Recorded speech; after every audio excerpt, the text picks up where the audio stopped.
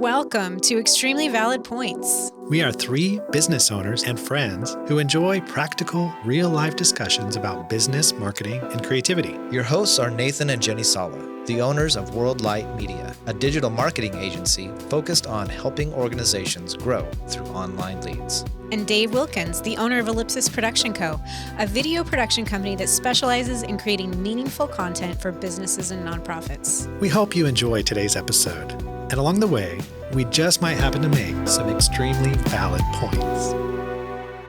Welcome to Extremely Valid Points. We're so delighted you decided to join us today. We are here with Jocelyn Grundy. Welcome, Jocelyn. Thank you. Thank you for having me. We are so delighted to have you. I've been super excited about having you on the show because what you do as a profession is just very intriguing to me and obviously is really important to marketing. So tell us what you do. So I own a market research consultancy agency called Bloom Insights, which is actually kind of newer. I started it last year, but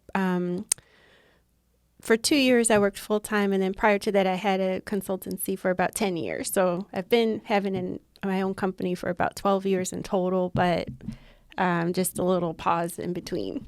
Yeah. So, but you've been doing market research for quite a while then. Mm-hmm. Yep, for my whole career. So I don't want to age myself, but I guess it's going on 17 years.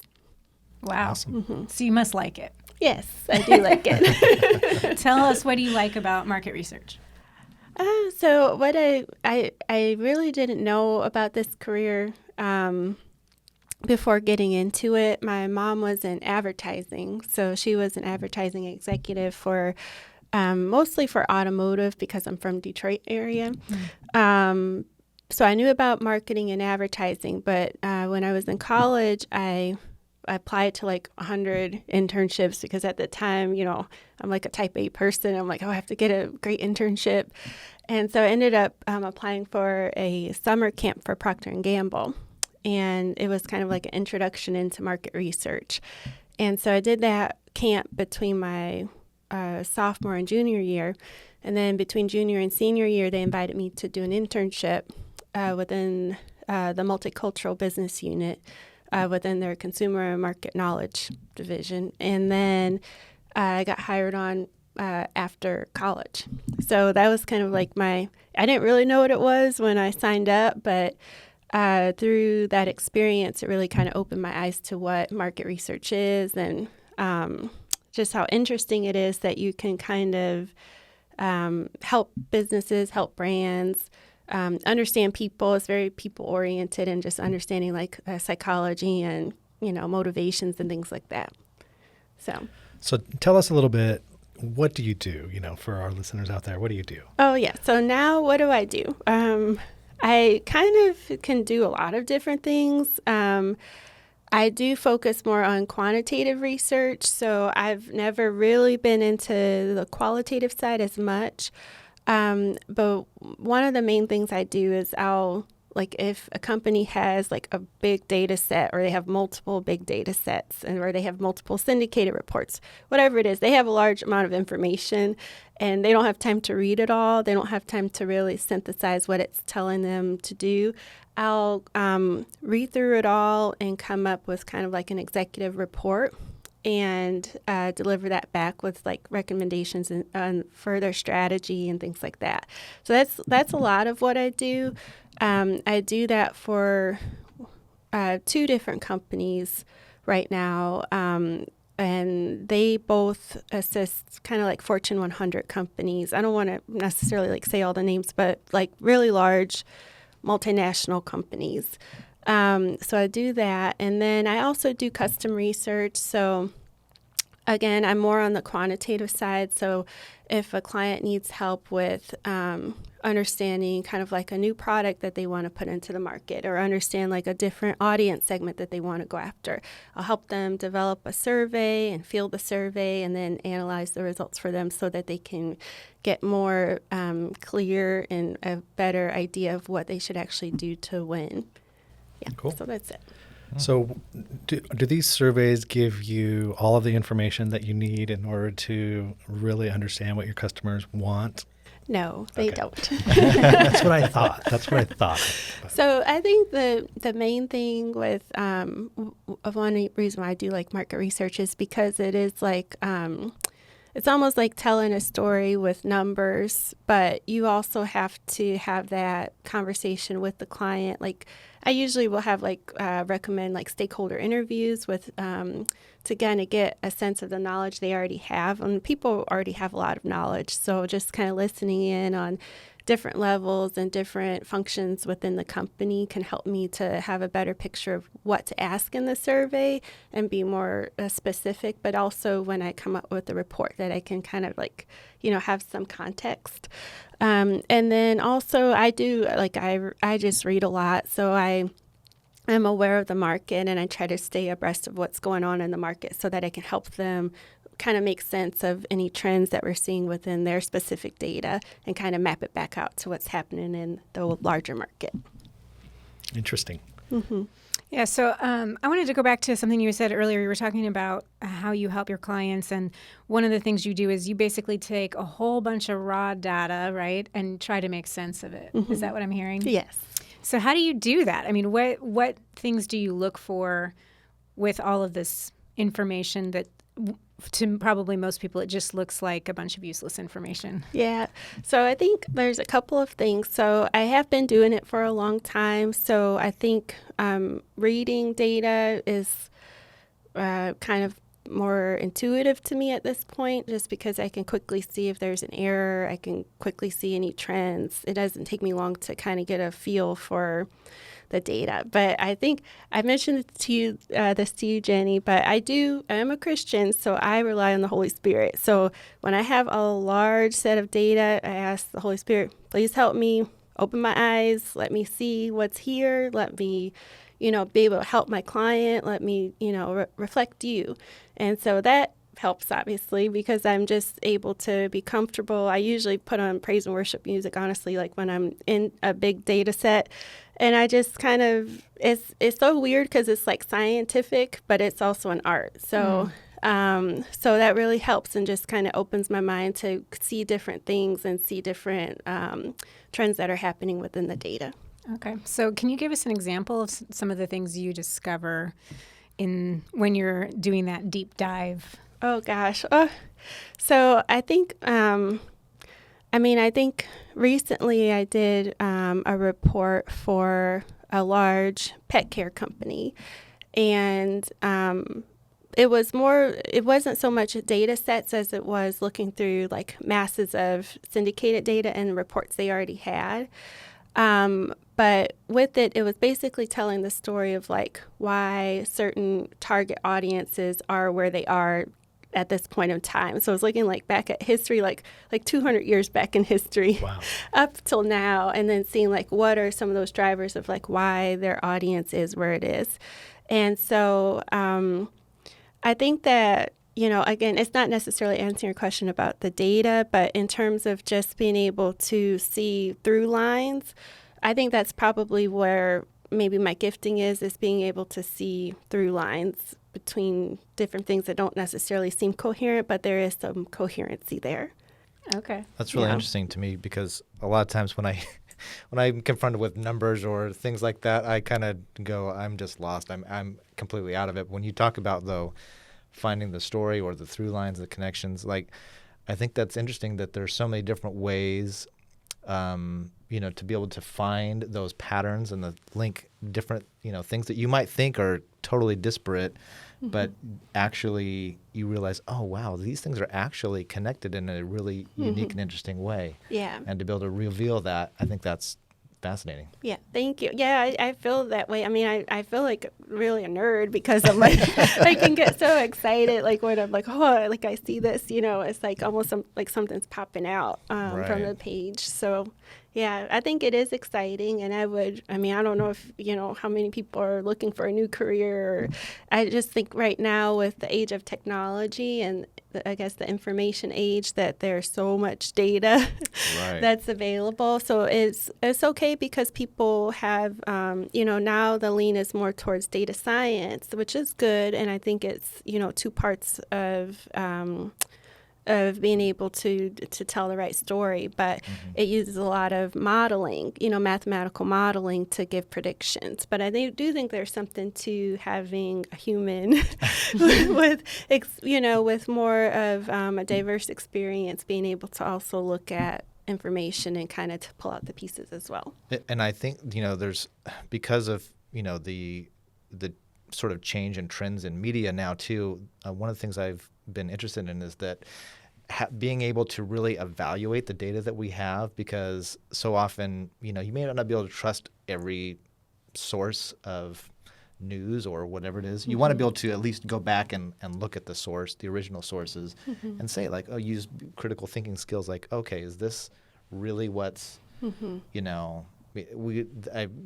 know that we kind of need to build that into our younger generation is how to evaluate data, on at least a foundational level. Yeah, that's very true. I think, yes, in terms of like the news headlines and things like that, as someone who's into research, if someone says, it's 60 times more than last year, I'm like, okay, they had 3 people or 1 person last year. You know what I mean? So just different things like that, like you're saying, being able to quickly pull apart, what about this doesn't seem right, or what about it makes it right, I think is important for critical thinking.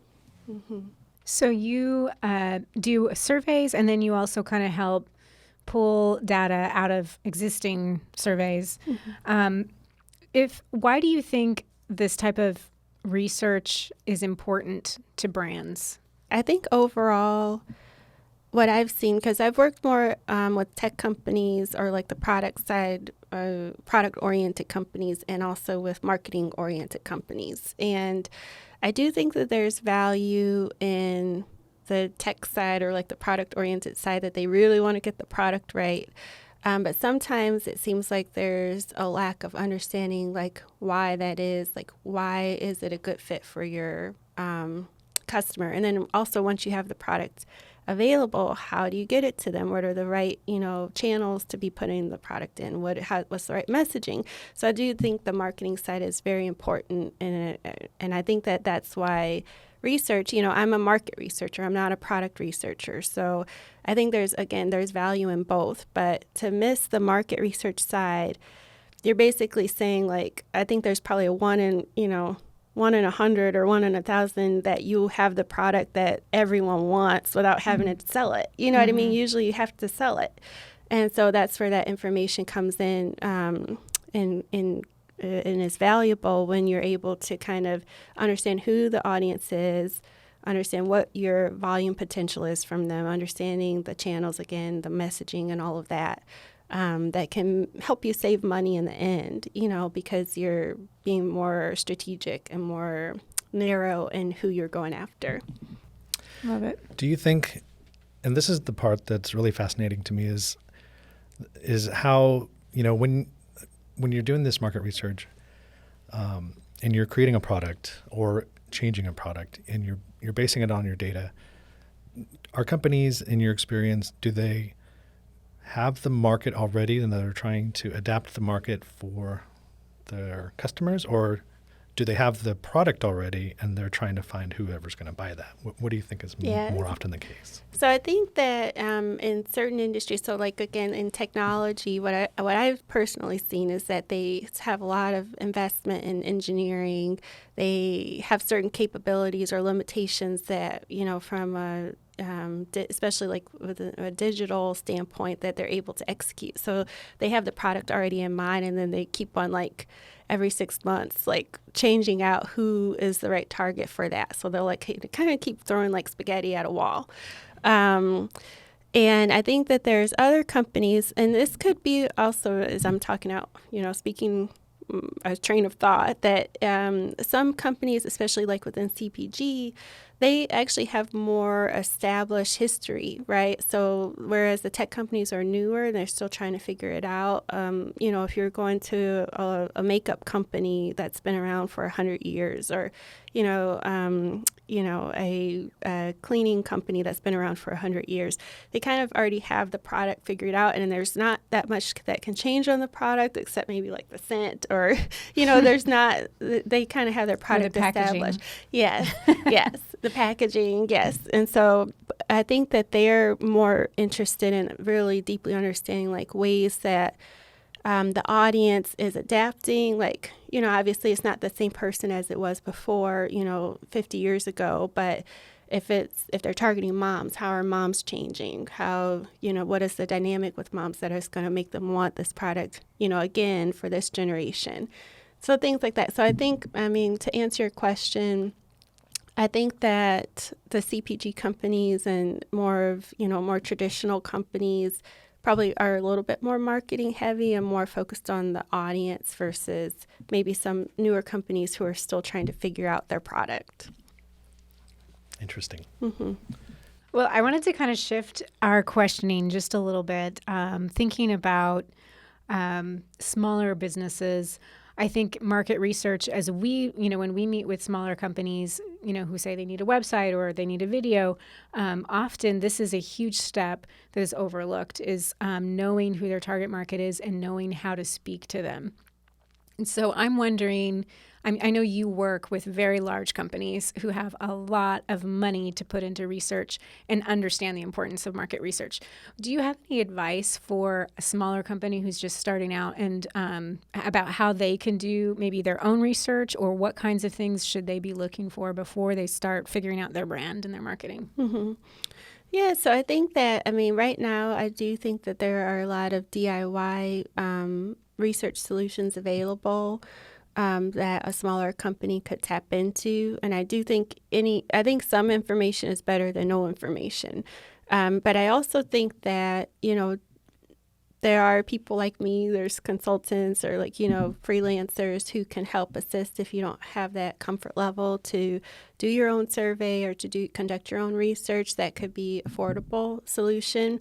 I know, people spend hundreds of thousands of dollars on one research project. So to your point, there's a reason for that though. It's because they want to ensure, I think that it's kind of like you don't have what is it saying? You don't have a second chance to make a first impression. Mm-hmm. So I think that people, companies who are more larger, maybe more established, they recognize that if you put something out and your brand is on it, you can't change it. It happened if people know about it. So it's really important to get it right the first time. And so again, I think there's DIY solutions that you can look into. There's Qualtrics, SurveyMonkey, Question Pro. There's a lot of different survey platforms. And I think the key thing is just figuring out who the right audience is to speak to. For any of these solutions, you can purchase panel directly from the survey provider. But you may also want to tap into your own listservs that you have and really understand your audience first before trying to expand. So I don't know if that answers the question. But. So a survey is probably the most practical way you could reach out. Yeah, I do think, again, I'm not so much on the qual side, but I think having things like if you have a website, doing an intercept and maybe asking that person to get on a call or, just a quick, 1 minute chat to understand what their experience was like. Or doing some type of qualitative focus group with some of your clients or potential clients could be another way. I just think that for quant, it is more quick, it's straightforward, and it's usually less expensive, actually, for overall what you're doing versus qualitative, especially in this time of COVID. I do think that there are solutions for video qual, where you're able to bring people in, virtually. I don't know, from what I've been speaking with colleagues about, I don't know if it garners the same level of conversation sometimes as in traditional in-person qualitative. So for certain people in our audience like me who don't really understand the difference between qualitative and quantitative, could you define those sure. for me? So yeah, no problem. So qualitative just means it's more so about the technique, but qualitative would just mean that it's just fewer people. and that you would be touching, base probably for a longer period of time, usually like a 15-minute interview, 30, 1 hour, hour and a half, even a full day shop along or something like that. You're kind of spending more time with a fewer amount of people to really understand in depth kind of like what their attitudes are, what their motivations are, and things like that. And then for quantitative, it's usually a larger group of people. You would typically say like at least 100 people for a shorter period of time, with everyone getting the same set of questions. So that's kind of the key difference. I don't know like what the technical, definition is for each of those, but that's how I would describe it. Great. Gotcha. So that makes sense. So there's probably pros and cons to both methods, right? Like a quantitative one is going to give you, if you're asking the same question to 100 different people, you're going to start to see some patterns that are like this question is being answered more this way or that way. But with qualitative, the goal is really to probably get more into the psyche and understand the psychology of why people make the buying choices they do. What problems are they trying to solve when they buy something? And so you can get a little bit more like in depth into the personality and understanding the motives behind things. Yeah, exactly. And I think like sometimes, I've seen it both ways. Some people will do qual before quant in order to guide the quantitative survey. Some people will do qual after the quant, like they basically have a good understanding of what they want to ask, and then they'll drill deeper with the qual afterwards. So I do think that it's good to, if you have the budget, it's good to be able to do both. And then I think from the standpoint of if you have to choose, I don't know which one you would choose. It really just depends on what your needs are and kind of like what you're seeking after. Some people have a really good handle. If you have a really pretty good handle of like who your audience is, but you just want to know like a few areas, then maybe qual is the right answer for you. But if you kind of want to have a broader, you wouldn't ask someone in a qual like 100 different questions, you know what I mean? So you would kind of need to be more focused on what you're seeking to understand. Gotcha. So when you're looking at the psychological data, are you looking at demographics, or are you looking at emotional states, or what are you looking for? Because we've heard it's said in our industry like people make their decisions, their buying decisions, not for like practical, logical reasons, but more for emotional reasons. And do you find that true? And yeah, I know that was like 8 questions. No, I think that's true. Yeah, so I think within quant, I think that's where like what we said at first in terms of like having, like I'll usually read the qualitative reports that went along with a quantitative survey or any background information to kind of get at those emotional components. I think it is hard to get to emotion in a quant survey. I think that overall, there are some ways now, like for example, you all know this, I'm sure, but like within packaging, how they'll like actually put goggles on you and measure your pupil dilation, so you don't even have to verbalize your reaction.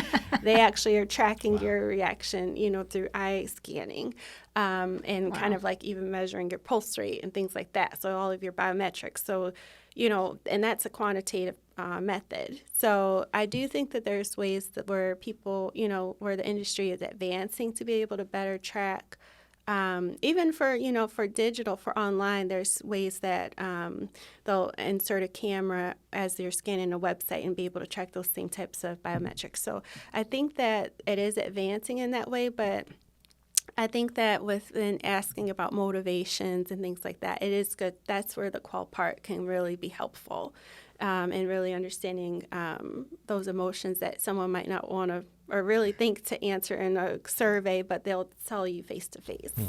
So you're deciphering things that they may not even understand about themselves, right? How often do you find that the data it goes contrary to maybe some of the assumptions that we're all, like I'm thinking especially for small businesses, maybe we're kind of doing our own very informal data research all the time because maybe we're a little bit direct with our market, but sometimes maybe we don't understand it if we really look at the numbers or the what the data says. Do you find that that's happens frequently, or? Yeah, I do think it happens pretty frequently in terms of, the toughest part is not when the data is different than the expectation. It's when the person, like, receiving the information is kind of like stubborn and like, oh, I don't believe this. Like, I think there's room to say that what you know is true, and this could be a consideration too. You know what I mean? So I think I have one example. Like a few years ago, I was helping a small business who was in the gaming industry, and they were thinking about expanding their portfolio into another I don't know what they call it, but basically they were in Nintendo and they wanted to get into like Xbox. And so I did a survey for them and brought back the information and was saying like, actually don't go that route, go this route. And he was like very open. So I think, even though he kind of had this thought in his head and the team had the thought in their head that they were going to go this direction, they trusted what their customers were saying and kind of built a new plan off of what their customers were saying, and I'm not saying like that can never be on the table, but for right now, it's also about timing and, other factors that come into play in terms of like market readiness, product market fit and things like that, where you would want to hopefully rely most heavily on what your customers are saying and then kind of add in your own beliefs. Yeah, that can be tough if you're kind of hoping that the research, proves your point or it says yes, you're headed in the right direction, but maybe a course correction might be necessary or just an adjustment to some degree. Huh? I think that also like it comes to mind like when you're working like for example like with a TV commercial or like a TV copy or something where someone's invested like tens of thousands of dollars, like lots of creative energy into developing something. And they don't want you to come back and say, oh, people don't like this commercial. People hate it, So I think that, there's also being able to focus on ways to optimize something that already is in the works is another component of it. It might not always be changing strategies completely, but just like, okay, you want to go this route, this is your plan, how can we optimize it the best it can so that it can actually maybe have some chance to succeed. Smart. Do you have any experiences where you have shown people the data that their plan was the wrong move and you knew it, and they didn't listen to you and they went ahead with their other plan anyway? You don't have to name any names, but I'm just curious.